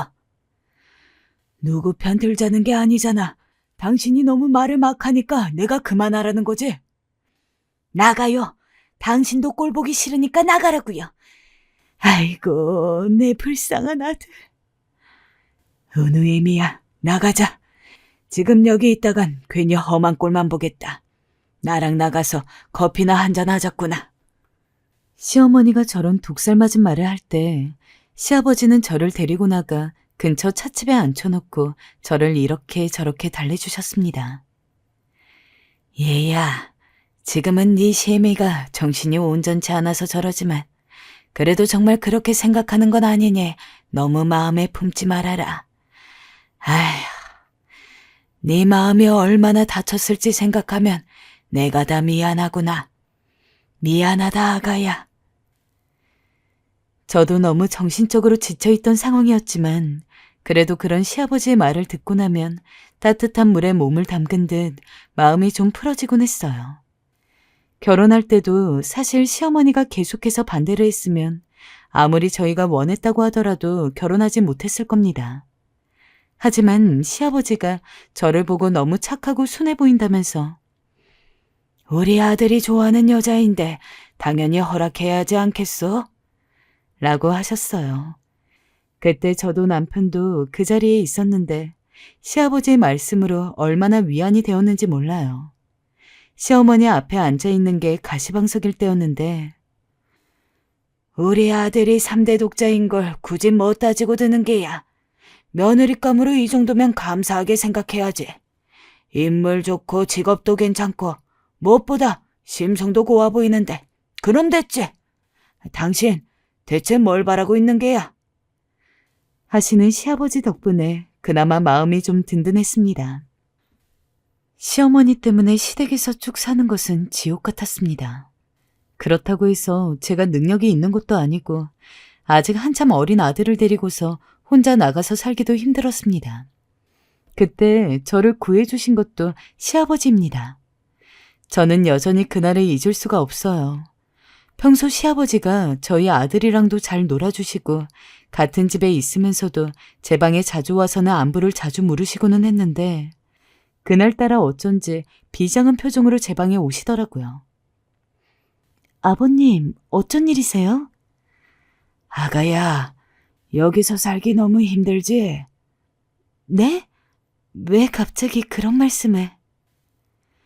평소에도 저를 안쓰럽게 여기시면서 알게 모르게 저를 챙겨주시던 시아버지였지만 어쩐지 그날따라 저한테 그렇게 묻는 게 느낌이 다르더라고요. 시어머니 때문에 시댁에서 사는 게 불편했던 건 맞지만 시아버지는 아무 잘못이 없기도 하고 차마 그 앞에서 시어머니 때문에 조금 불편하다고 힘들다고 솔직히 얘기할 수도 없는 상황이라 그냥 애매하게 웃어 보였습니다. 그랬더니 시아버지가 제 방에 들어올 때부터 쥐고 있던 뒷짐을 풀더니 한 손에 든 하얀색 봉투를 저에게 넘겨주셨죠. 겉으로만 봐도 두께가 두둑해 보였습니다. 열어보거라. 시아버지 말씀에 따라 봉투를 열자 그 안에서는 현금으로 500만 원이 나왔습니다. 지금이야 500만 원이 혼자 나가 살기 여유 있는 돈이 아니라고 할지라도 다른 사람도 아닌 시아버지가 며느리한테 그냥 주기에는 당연히 큰 돈인데 그 당시에는 500만 원의 가치가 지금보다 훨씬 더 귀했습니다. 갑자기 이렇게 큰 돈을 왜 나한테 주시나 싶어서 얼떨떨해하고 있는데 죽은 우리 아들 때문에 여기 붙잡혀 있지 말고 너도 얼른 네 살 길 찾아 나가라 라고 하시더군요. 아버님, 제가 어떻게 여길 나가요? 지금 어머님도 저러신데. 시애미가 저러니 네가 나가야지. 그리고 바라는 게 있다면 염치는 없다만 네 시애미 너무 미워하지 말아라. 저렇게 냉정하게 이야기를 해도 너를 그렇게까지 진심으로 싫어하는 건 아닐 게다. 그래도 하나뿐인 며느리고 우리 아들이 그렇게나 좋아하는 여자인데 지금 저렇게 구는 것도 아들 죽은 슬픔을 못 이겨서 저러는 거니까 그냥 아가 네가 너그럽게 생각하고 넘어가 주렴. 시아버지가 주신 500만 원을 들고 말씀하시는 이야기를 듣고 있는데 들으면서도 이 상황이 믿기지가 않았습니다. 정말 시아버지가 나에게 주신 게 이 500만 원이 맞는지 내가 꿈이라도 꾸고 있는 건 아닌지 하지만 이후 정신을 차리고 나니 시아버지 때문에 이 집에서 나가고 싶은 게 아닌데 원인도 아닌 시아버지한테 이렇게 큰 돈을 받아도 되나 싶었습니다. 솔직히 시아버님 한 명만 생각을 한다면 저는 시댁에서 쭉 사는 게 좋았거든요. 남편이 죽었다고는 해도 당장 제가 다른 사람을 만날 생각도 없었으며 저와 남편의 결혼으로 인해서 한 가족이 된 시아버지이기도 하지만 그것과 별개로 시아버지 자체가 너무나 따뜻하고 좋은 분이셨으니까요. 게다가 남편에게는 동생도 한 명 있었는데 당시 고등학생이었던 남편의 동생, 즉 도련님은 어린 나이에도 어른스러워서 시어머니가 저에게 소리를 치고 화를 낼 때면 그 옆에서 시어머니를 말리기도 했습니다. 사실상 시어머니를 제외하면 다른 시댁 식구들은 다 좋은 분들 뿐이었던지라 제가 이 집에서 나가지 못하는 한이 있더라도 돈은 돌려드려야 될 것 같더라고요. 하지만 시아버지는 제가 봉투를 다시 지어드리려 그러자 정 받기가 힘들면 우리 수민이가 혼자 남을 너를 생각해서 주는 돈이라고 쳐라 라고 하셨습니다. 그 말을 듣는데 남편 얼굴이 스쳐 지나가더라고요. 늘 저를 사랑해 주었던 남편. 물론 그만큼 남편은 자신의 부모님인 시부모님도 사랑했겠지만 남편 역시 시어머니가 저에게 뭐라고 할 때면 언제나 저를 보호해 주던 사람 중 하나였습니다. 그런 남편이 자신이 보호해 줄 수 없는 상황에서 제가 혼자 무력하게 시어머니의 횡포를 견디고 있는 모습을 보게 된다면 제가 남편이라도 너무 마음이 쓰리고 슬플 것 같더군요. 감사합니다, 아버님. 정말 감사합니다. 그래서 염치 없이 시아버지가 주는 500만 원을 받았습니다. 그리고 그 길로 짐을 꾸려서 아이를 데리고 나왔어요. 친정 식구들과 그렇게 사이가 좋지 않기에 어디로 가야 할까 막막하기도 했지만 다행히 다른 친정 식구랑은 연락도 제대로 안 하고 지낼지언정 큰언니랑은 꾸준히 연락을 했었기 때문에 집에서 나오자마자 큰언니에게 연락을 했습니다. 안 그래도 큰언니는 시어머니가 평소 저한테 어떻게 대하는지도 잘 알고 있었고 남편이 죽은 뒤에 제가 시댁에서 잘 살고 있는지 걱정을 많이 하고 있었나 본지 제가 집에 나와서 다른 곳에서 살아야 될 것 같다고 이야기를 하자 내가 우리 사는 동네 근처에 좋은 집 있나 한번 알아봐 볼게 라며 적극적으로 발벗고 나서 저를 도와줬습니다. 그 덕분에 다행히 저는 저렴한 가격에 큰언니 집 근처에 작은 원룸을 잡을 수 있었습니다. 월세가 부담이 되기는 했지만 나오면서 시아버지가 주신 500만 원으로 한동안 버틸 수가 있었죠. 솔직히 그렇게 살게 된 초반에는 참 막막했습니다. 집에서 집안일만 하다가 졸지에 아이랑 저 이렇게 단둘이서만 살게 된 것이니까요. 그래도 큰언니가 하던 일을 좀 도와가지고 굶지는 않을 정도로 먹고 살았습니다. 허나 그러던 와중 일이 생기고 말았습니다. 큰언니가 하던 일이 갑자기 끊겨버린 거였어요. 경기가 안 좋아지면서 큰언니가 하던 사업이 안 되기 시작했고 덩달아 저도 손가락을 빠는 처지가 되어버렸습니다. 그때의 막막함은 지금 생각해도 아찔해요. 그래도 언니 믿고 아이를 키우며 살아왔는데 이젠 어찌해야 할지 마치 망망대해에서 혼자 남겨진 것 같은 두려움이 물밀듯 몰려왔습니다. 그 와중에 아이는 하루가 다르게 커가고 있었어요. 엄마, 나 배고파. 집에 밥 없어? 은우야, 라면 먹어야 할 것 같은데? 라면? 지겨워. 어제도 먹었잖아. 다른 거 먹고 싶어, 나. 맨날 왜 우린 라면만 먹고 사는데? 동훈애는 외식도 한단 말이야. 그게, 은우야, 엄마가 지금 사정이 안 좋아서 다음 달엔 은우도 외식 시켜줄게. 됐어. 거짓말 하지 마. 이젠 안 속아. 엄마로서 아이에게 더 줄 게 없다는 건 너무도 죄스러운 일이었지만 아이는 유독 칭얼거렸어요. 초등학생이 되니 어느덧 자기 의견도 내세울 줄 알게 되고 또래 친구들도 생겨서 그런지 자꾸 다른 집과 비교하며 저를 원망하더군요. 그러면서 어느 날은 왜 자기가 이런 집에서 살아야 하냐 묻는데 그만 아이의 그 말에 고개를 떨구고 말았어요. 할 말이 없었죠. 아이에게 이런 가난을 물려준 건 오로지 제 책임이고 제 탓이었으니까요. 허나 그럼에도 서글픈 마음을 달랠 길이 없어 세상 모르고 아이가 잘 때 혼자 소주 한 잔을 하며 눈물을 훔치는 수밖에 없었어요. 어쨌든 큰언니 사정이 그렇게 되고 난 후엔 저도 발벗고 일을 찾아야겠더라고요. 허나 생각보다 젊은 나이인데도 취직이 힘들었어요. 이미 아이 낳고 경력이 단절된 지 오래되기도 했고 원하던 회사에선 죄다 정중한 말로 저를 거절하였으니까요. 그렇게 어찌해야 할까 오리무중으로 있던 중 한 교습소를 알게 되었어요. 초등학생을 대상으로 영어를 가르치는 작은 교습소였는데 원장님이 제가 대학교 때 영어를 전공했던 걸 좋게 봐주셨고, 나이도 젊은 애엄마가 발벗고 취직하러 나선 제 처지를 안쓰럽게 여겨주신 것 같았어요. 우리 아이들 다 착한 아이들이라 어려울 건 없을 거예요. 잘할 수 있을 거예요. 그렇게 두근거리는 마음으로 저는 교습소에 취직을 하였고, 지금껏 제가 하던 일이 아니라 걱정도 되고 두렵기도 했지만 아이들을 잘 가르쳐 보겠다는 열정 하나만으로 어떻게든 버티고 나갔어요. 다행히 제 아이는 큰언니에게 맡길 수 있어 그게 그나마 다행이었어요. 언니, 고마워. 아니야, 나 때문에 네가 일이 된 건데 미안하다. 일단 거기서 일하고 있어봐. 언니 사업이 풀리면 다시 부를게.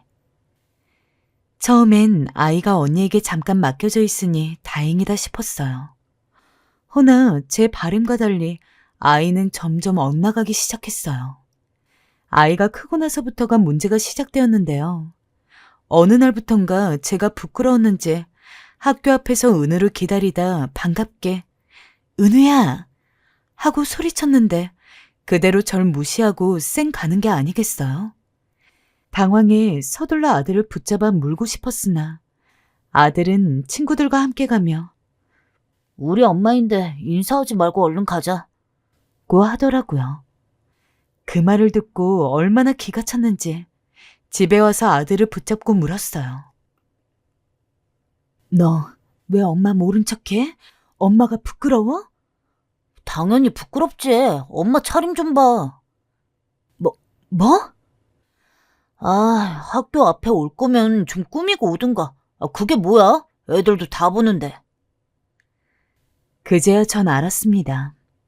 몇 년째 그냥 입고 있는 낡은 스웨터와 청바지가 아들에겐 창피거리였다는 걸. 제가 부끄럼 대상이었다는 걸. 그 말을 듣고 나자 눈을 어디다 두어야 할지 모르겠더라고요. 괜히 민망스럽고 스스로가 초라하게 느껴지고 그렇게 아들을 혼내지도 못한 채 저는 백화점으로 달려가 장고를 털어 옷 한 벌을 새로 사야 했습니다. 적어도 아들 앞에선 그래도 당당한 엄마이고 싶으니까요. 허나 누가 자식이 내 맘대로 된다고 하던가요. 아들은 제 그런 노력은 안중에도 없었어요. 중학교에 들어가고 나니 정말 말 그대로 탈선의 길로 빠지더라고요. 그것도 걷잡을 수 없는 속도로 말입니다. 처음엔 그저 아들의 얼굴에 있는 상처들을 보고서 학교에서 좀 아이들과 싸웠나 보다, 다퉜나 보다 정도로 생각하고 있었어요. 아들이 하는 말을 그대로 믿은 것이었죠. 그런데 다음날 일을 하던 와중 담임 선생님에게 연락이 왔더라고요. 급히 학교로 달려가 보니 이미 제 아들은 학교에서 알아주는 문제아였습니다. 어머님, 은우가 담배 피는 거 혹시 모르셨나요? 담배예요? 담배라뇨? 전 전혀 모르고 있었습니다. 은우 저번에 저한테 화장실에서 담배 피고 있던 걸 걸렸거든요. 그 일로 아무래도 어머님을 한번 뵙자고 했어요. 들으면 들을수록 믿을 수가 없었어요. 그래도 저는 교습소에서 학생을 가르치는 선생님이었어요. 하나이의 엄마이기도 했고요. 그런데 담임 선생님에게 들은 내용은 차라리 두 귀를 막고 싶을 정도로 충격적이었습니다. 제 아들이 다른 애들 물건을 훔치고 돈을 뺏는 것도 모자라 안 주면 때리기까지 한다고 하더라고요. 돈 없다고 엄마에게 칭얼거리고 불평하는 건 알고 있었지만 그렇다고 다른 애들 것에 탐내기까지 하다니. 그런데 더 기막힌 일은 그 뒤에 일어났어요. 학교에서 나오니 학부모들이 저를 기다리고 있더라고요. 다른 집 아이의 엄마들은 패스트푸드점에 저를 앉혀놓고선 은우의 전학을 요구했습니다. 걔 때문에 우리 아들도 지금 물들게 생겼어요. 당장 전학시키세요. 맞아요. 걔만 없으면 저희 아들도 그렇고 저 집 아들도 문제될 거 하나 없어요. 은우 걔가 여러 명 물들이고 다닌다고요. 어젠 우리 아들한테 담배까지 지어줬다고 하던데 내가 기가 막혀서 원. 아니 은우 엄마, 무슨 교습소 선생이라고 하지 않았어요? 선생의 애를 이렇게 버려놔도 되는 거예요? 대체 어떻게 애를 기른 거야? 죄송합니다. 제가 그분들에게 드릴 수 있는 말은 하나였어요. 죄송한다는 한마디. 그거 말고는 없었습니다. 그저 자식을 둔 죄인으로서 무릎을 꿇고 사죄해야 했죠. 그날 얼마나 손이 닳도록 그 엄마들에게 빌었는지 몰라요. 제발 전학만은 안 된다고 빌고 빌면서 제가 어떻게든 아들을 타일러 보겠다 했죠. 그리고 전 집으로 돌아와 처음으로 매를 들었어요. 생전 아들 키우면서 매든 적이 없었지만 남편이 없으니 아들이 저를 만만히 보고 이렇게 엇나간다고 생각이 절로 들더군요. 그래서 내가 남편 역할이라도 해야겠다 싶어 매를 들었어요. 근데 아들은 그런 제 마음을 꿰뚫기라도 한 듯 엄마, 그러면 엄마가 아빠라도 되는 줄 알아요? 하더군요. 그 말을 입 밖으로 내뱉은 아들이 내 아들이 맞는 건지 너무도 괘씸했습니다. 저는 분을 이기지 못하고 그대로 아들의 뺨을 내리쳤고 아들은 아프지도 않은지 씩씩거리더니 문 쪽으로 절 세게 밀더라고요. 너 어디서 엄마한테? 나가라고. 엄마 필요 없으니까 나가. 자식 버리는 엄만 필요 없어. 그렇게 저와 아들은 가벼운 몸싸움을 하게 되었어요. 그러다 은우는 자식 버리는 엄마라는 이상한 말을 하더니 절 바닥으로 밀어버리곤 그대로 제 지갑을 들고 밖으로 나가버렸어요. 아들은 며칠간이나 집에 들어오지 않았어요. 자기 딴엔 가출이었죠.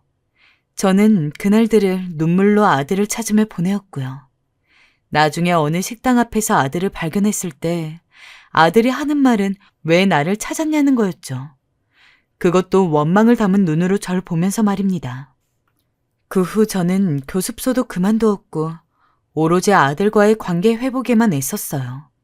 그래도 제 아들이니 어떻게든 제가 노력하는 수밖에 없었어요. 도움을 받기 위해 심리센터 이런 곳도 찾아갔어요. 그런데 거기서 들은 말은 좀 의외였어요.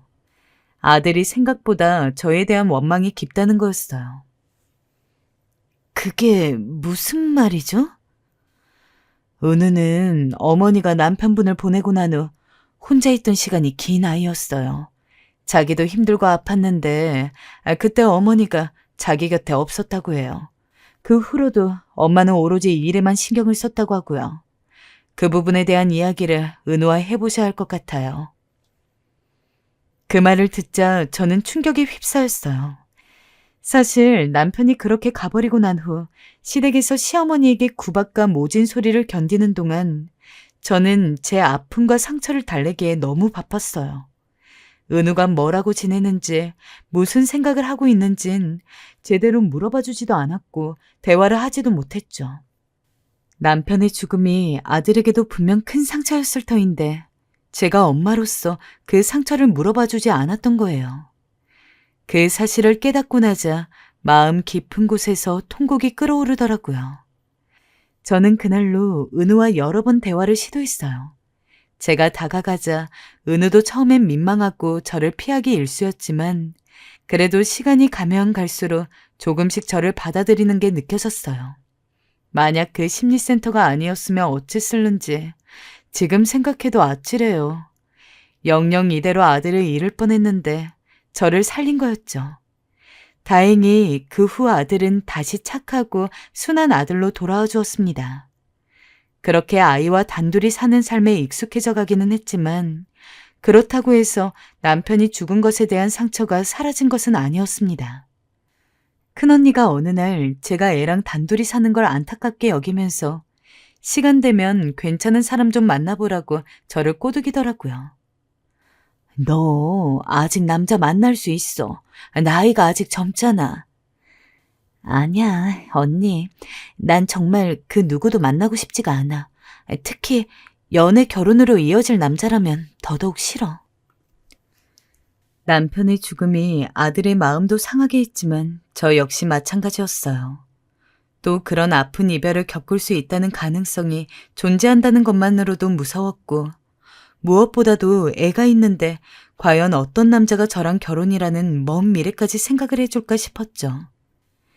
하지만 언제나 이별 뒤에는 새로운 사랑이 있다고 큰언니 집 근처에서 산 지 1년 정도 되던 해에 저에게 또 다른 사랑이 찾아왔습니다. 그 남자는 저보다 2살이 어렸고 저와 같이 큰언니 일을 돕던 직원 중 하나였습니다. 나중에 보니까 그 직원이 큰언니한테 제가 마음에 든다면서 소개를 시켜달라는 식으로 말을 했던 모양입니다. 그래서 큰언니도 이렇게 된 거 제가 새로운 남자를 만나서 아픔을 이겨내면 좋을 것 같아가지고 저한테 은근히 새로운 사람 만날 사람 없냐면서 찔러봤던 것이고요. 솔직히 그 남자가 마음에 든다고 생각을 하면서도 두려웠습니다. 혹시나 이 남자랑 결혼을 하게 되면 이 남자가 나와 전 남편 사이의 아이를 사랑으로 키워줄지. 하지만 그런 걱정 또한 결국 제가 제 마음을 인정하고 그 남자와 사적인 만남을 가지기 시작하면서부터 사라졌습니다. 문제는 아들이었어요. 아들은 대놓고 반대를 했습니다. 엄마, 난 아빠 자리가 그 아저씨 되는 거 싫다고. 만나지 마. 아들은 쉽사리 그 사람의 존재를 받아들이지 못했어요. 싫다고 집에 들이지 말라고 하면서 그 사람만 눈앞에 보여도 냄새가 난다는 둥 무례한 말들을 하곤 했죠. 그 사람은 그럴 때마다 그저 웃으며 은우에게 더 잘해주었고요. 결과적으로 저는 그 남자와 재혼을 하였어요. 바로 2번째 남편이 아들을 설득하면서 아들의 허락으로 이루어진 결혼이었어요. 엄마, 내가 계속 겪어보니까 저 아저씨라면 믿고 엄마를 맡겨도 좋을 것 같아. 엄마, 이왕 결혼하는 거 행복했으면 좋겠어. 나 때문에 맨날 고생하고 힘들었으니까. 그렇게 제 아들은 저의 재혼을 축복해 주었고 저는 아들을 꼭 껴안아주며 고맙다 말해주었습니다. 2번째 남편도 저와 마찬가지로 식구들과 사이가 안 좋았기 때문에 특별히 결혼식을 올리지는 않았습니다. 혼인신고를 하고 저희의 사정을 다 알고 있는 큰언니만 불러서 조촐하게 축하를 받고 지냈죠. 하지만 괜찮았습니다. 애초에 결혼식이라는 것 자체에 큰 로망이 있던 것도 아니고 저는 휘황찬란한 결혼식보다는 함께 살아가면서 가족으로서 부부로서의 정을 나누는 것이 더 중요하다고 생각했습니다. 다행히 2번째 남편은 저와 전 남편 사이의 아이를 무척이나 사랑으로 키워주었습니다. 은혜야, 오늘 아저씨랑 같이 야구하러 갈까? 야구는 무슨, 싫어요, 귀찮게. 너 야구하는 거 좋아하잖아. 아저씨가 공 던져줄게. 나가자. 틱틱거리는 아들을 붙잡고 남편은 여러 군데로 많이도 놀러 다녔습니다. 아들은 싫지 않은 기색으로 따라 나서곤 했고요. 아빠 없이 홀어머니 아래에서 살아갈 아들이 혹여나 살면서 불이익을 받지는 않을까 걱정이 되기도 했었는데 2번째 남편 덕분에 그러한 걱정도 덜고 참 고맙더라고요. 2번째 남편을 만난 뒤로 심적으로 의지할 곳도 있고 아이를 키우기 훨씬 더 편해졌습니다. 저는 다시 집안일만을 전담하기 시작했고 남편이 벌어오는 돈으로 알뜰하게 저축도 하면서 생활했습니다. 그리고 저와 2번째 남편 사이에서도 사랑의 결실이 태어나게 되었죠. 사실 아이를 낳을지 말지에 대해서는 정말 많은 고민을 했던 것 같습니다. 엄마는 같지만 아빠가 다른 아이들이 서로 잘 어울릴 수 있을지도 고민이 됐고 혹시나 나중에 충격이라도 받는 게 아닌가 싶기도 하더군요. 때일은 걱정이란 건 알았지만 제 배 아파서 낳은 자식인 만큼 최대한 힘든 일 없이 키우고 싶었습니다. 괜찮을까요? 은우도 있고. 우리라면 분명 아이들 잘 키울 수 있을 거야. 은우도 허락한 일이잖아. 그런 저를 설득한 게 남편이었습니다. 그리고 실제로 아이를 낳고 나서 한 해 한 해 키우니까 확실히 남편의 말대로 저희 아이들은 비록 아빠가 다를지언정 언제나 한 가족이라는 마음으로 누구보다 우애 좋은 남매로 살았습니다. 특히 2번째 남편 사이에서 나온 딸이 나이에 비해서 참 생각도 깊고 철이 들었던지라 가끔 힘든 일이 있을 때면 그 어린 딸에게 위로를 받을 정도였습니다. 그렇게 저는 다시 한번 새로운 남편과 함께 이제는 정말 어떠한 나쁜 일도 없이 내 가족이서 웃음꽃을 피운 채로 행복하게 살 날들만을 꿈꿨습니다. 하지만 이게 무슨 운명의 장난 같은 일인지 아들이 고등학생, 딸이 중학생이 되던 해에 남편이 공사 현장에서의 사고로 갑작스럽게 세상을 떠났습니다. 여보, 안 돼! 남편이 죽었다는 연락을 듣자 정말 아무런 생각도 들지 않더라고요. 아이들한테 남편의 소식에 대해서 이야기를 해야 했는데 그런 생각조차 들지 않았습니다. 한참을 멍하니 눈물도 안 흘리고 거실 바닥에 앉아서 전화로 들려온 이야기들만을 곱씹는데 문득 이전 시어머니가 생각이 나더군요. 남편 잡아먹은 년이라던 그 말이죠. 말도 안 돼. 그때는 참 시어머니도 말도 안 되는 이야기를 가지고 나한테 뭐라고 하신다고 힘들고 서운해하고 속상해하고 그랬는데 두 번째 결혼까지 이렇게 남편이 먼저 죽게 되니까 정말 시어머니 말이 진짜였나 싶더라고요. 다시는 없을 거라고 생각했던 남편 장례식을 한 번 더 치르고 어쩐지 그때 저는 정말 갈 때까지 갔다는 느낌이었습니다. 나 같은 불쌍한 년이 있을까? 내가 도대체 전생에 무슨 죄를 지었길래 이런 고통을 주시나? 정말 하늘에 대고 수없이 원망을 했어요. 엄마, 내가 잘할게. 울지 마. 엄마, 이거라도 좀 먹어봐. 오늘 하루 종일 아무것도 안 먹었잖아. 아들은 그런 저를 걱정하여 뭐라도 좀 먹게 하려고 했지만 전 당시 물 한 모금조차 먹을 기력이 없었어요. 그저 왜 내게 신이 이런 벌을 주나 하늘에 대고 원망만 했습니다. 그 후 이제는 정말로 누군가를 만나려 하지 않았고 그저 저 하나만 바라보고 있을 두 아이를 위해서 이것저것 안 해본 일 없이 힘들게 애들을 키웠습니다. 당시 사정을 보았을 때 저는 가릴 게 하나도 없었습니다. 일단 돈을 벌 수 있으면 무슨 일이든 시작하고 봤죠. 나름대로 그 전까지는 동안이라는 이야기도 많이 들었는데 혼자서 일을 시작한 이유는 정말 하루하루 갈수록 폭삭 늙어가는 게 제 눈에 보일 정도였습니다. 여자로서의 제 인생은 완전히 사라졌다는 생각에 우울하기도 했지만 아이들 때문에 그 우울감에 깊이 빠질 새도 없었습니다. 새벽같이 일어나서 일을 했고 언제나 밤늦게 들어왔습니다. 아직 한창 학생 때인 아이들을 위해서 학용품도 사줘야 하고 공부도 시켜야 했으니까요. 다행히 딸이랑 아들 둘 다 제 말을 잘 듣기도 하고 본인들이 공부에 뜻이 있었던지라 대학교는 둘 다 장학금을 타서 들어갔습니다. 그리고 4년을 다니면서도 제가 등록금을 내준 적은 한두 번밖에 없어요. 다 본인들이 공부 열심히 해서 성적 장학금을 받으면서 다녔거든요. 아이들이 어찌나 대견하던지. 그러면서도 자기들이 돈을 벌면서 저한테 용돈이랍시고 조금씩 주는데 비록 남편들은 일찍 잃고 말았을지언정 그런 만큼 자식들이 효도를 하는구나 싶어서 몸은 힘들었어도 버티는 게 힘들지는 않았습니다. 물론 자식들이 대학에서 알아서 잘 공부하고 다녀도 언제나 혹시 모르는 일에 대해서는 대비를 해야 하기 때문에 아이들이 대학을 다니는 중에도 일은 쉬지 않았습니다. 아이들이 대학을 졸업하고 취직을 하고 나서야 저는 비로소 기본적으로 부모로서 제가 해야 할 일은 다 했다고 생각을 하며 쉴 수 있었죠. 하지만 젊었을 적부터 계속해서 일을 하다가 갑자기 쉬니까 그건 나름대로 어쩐지 인생 어딘가가 텅 빈 느낌이 들더라고요. 그동안은 바빠서 외로움도 못 느꼈는데 어쩐지 아무것도 안 하고 있으니 제가 혼자인 것을 더 실감하게 되는 것 같고 말이죠. 그 헛헛함이 우울증으로 조금씩 번져갔어요. 남편 둘을 보내고 난 뒤 제대로 그 상실을 달래지 못해 그런 건지 저는 우울증 약을 복용해야 할 정도로 심각했어요. 취미 활동을 가져보세요. 의사는 제게 이렇게 말했지만 저는 별로 그런 마음도 들지 않았어요. 그저 지금까지의 제 기구한 삶만을 생각하며 비탄에 젖어가고 있었습니다.